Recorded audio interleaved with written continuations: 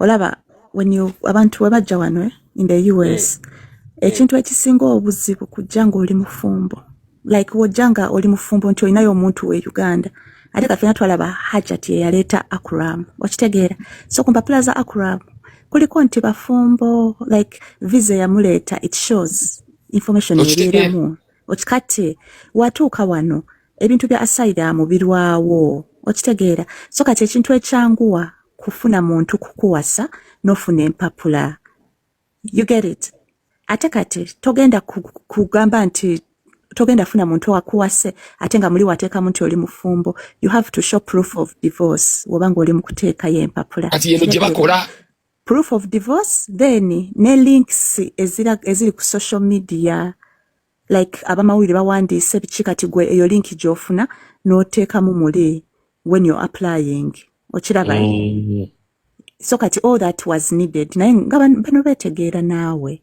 okitegeedda nakubidde Akram nakubidde Akram ne mugamba biki bino byendaba ye yangambye kimu tambuza butambuzi message kitegeera okkiriza nti byekugambye desho kiriza byekugamba wena abantu bawakana wano so kati temulowooza nti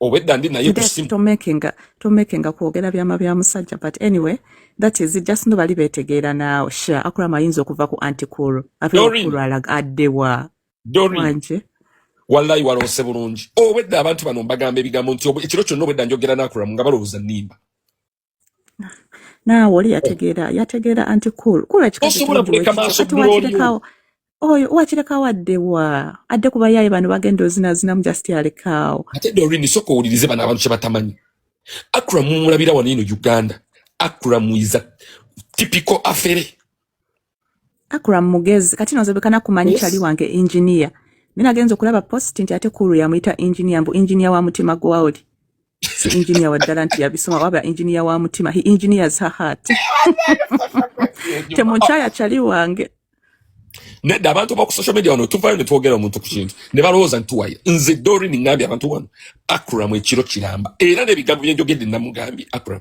ebigambo by'ongamba ngenda keera ku deshi mbyogere nangamba ekigambo kimu nkugambyeko nti tobyogere nangamba truly nkumanyi ngezo bikugamba nga mmanyi jja byasama kyekigambo kye yakozesezza Akram mugezi katola omuntu abaddeko South Africa n'omuntu abaddeko Dubai zi Abu Dhabi zi UAE tasobola kujja mu America n'alemererwa babira bagezi impuliddeko nti chicken omukugu mu kwetambaala ennyuma Saabasiyazi wakuno nti yadduse mu Kampala ne gye yabadde asula yasenguseeyo amanya nze Anthony waliwo interview gye twakola emabegako enaku nga 2 emabega ne Sakozi Farouk ku mutimbagano gwa Gossip Live ku YouTube interview eyo nali njogera ku bye nalaba e Rwanda ebirungi n'ebibi nayogera ku birungi wabula ndabika ebibi nabiwa obudde bungi nsonyiwa aliwa bitono ndi mwana muto ebintu ebisinga mbadde sibimanyi ebintu ebisinga mbadde njiga biyige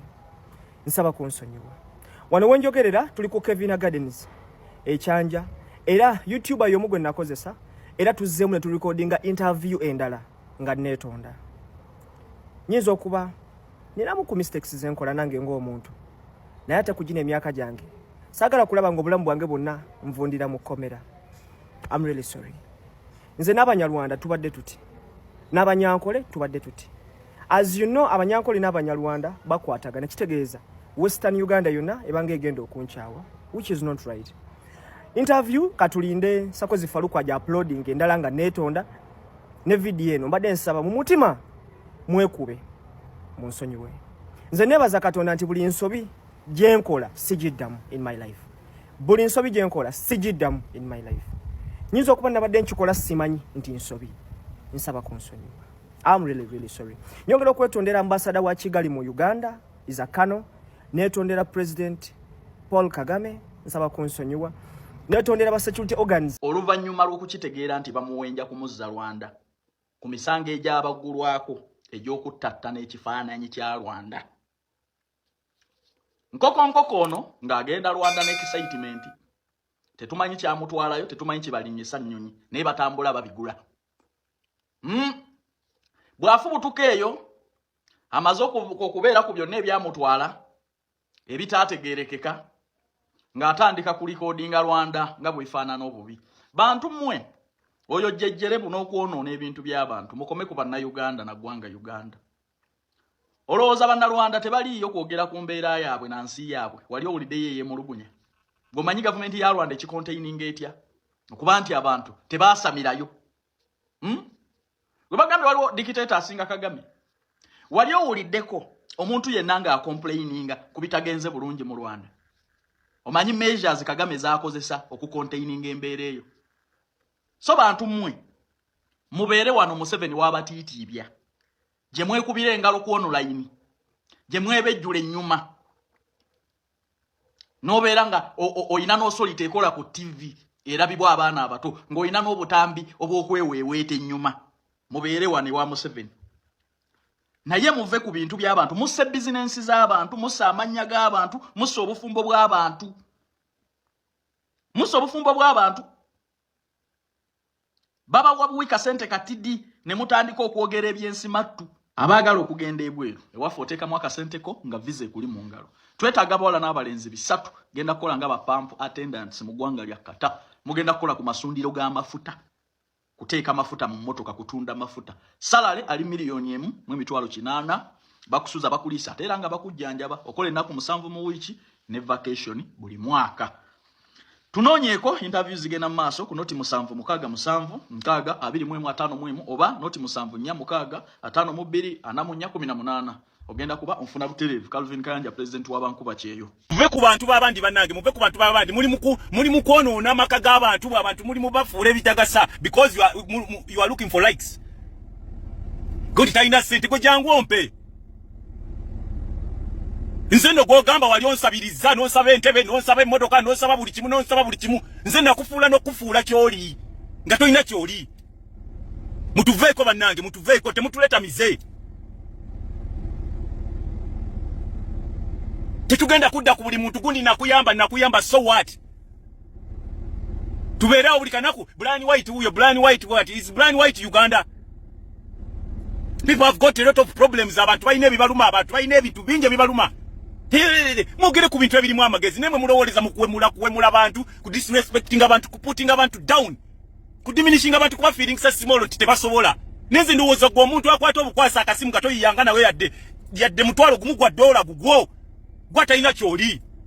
Leave people to be abantu mubaleke. Bantu bangi bayambye abantu. Tetugenda kudda ku ekyo.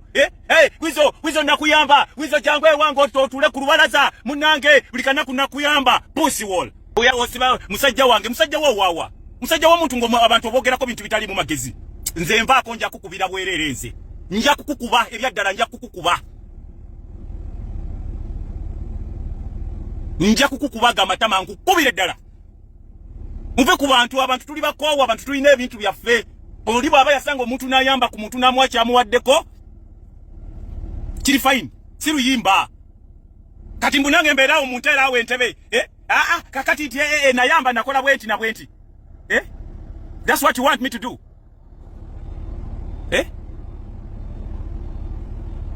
That's what you want me to do?